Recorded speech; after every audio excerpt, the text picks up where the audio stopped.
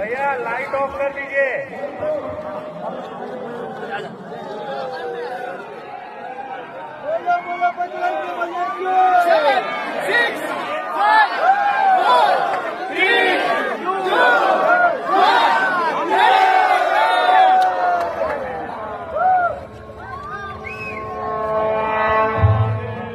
సర్వ మానవాళికి రక్షకుడు, మనకు కొండంత అండగా నిలిచేవాడు, మనసులో తలచిన వెంటనే గుండెల నిండా ధైర్యాన్ని నింపగలిగే మహాయోధుడు, అభయహస్తంతో ఎల్లవేళలా మనల్ని కాపాడే ఆ పవనపుత్రుడి ఇప్పుడు మనసారా స్తుతించుకుంటూ శ్రీ పంచముఖ ఆంజనేయ స్వామిగా అవతారమెత్తిన కథ దృశ్య రూపంలో తిలకిద్దాం రండి.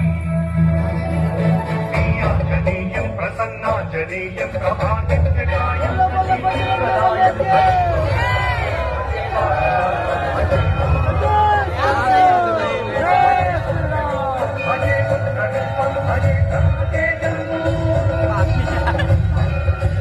అది రామాయణ మహాయుద్ధం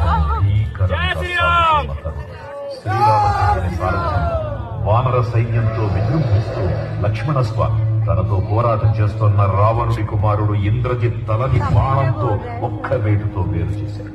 ఇంద్రజిత్ మరణ వార్త విన్న రావణుడు ఆవేశంతో ఊగిపోయాడు. ప్రతీకారం కోసం పాతాళ లోకాధిపతి తన సోదరుడు అయినటువంటి మహిరావణుడి సహకారం కోరాడు.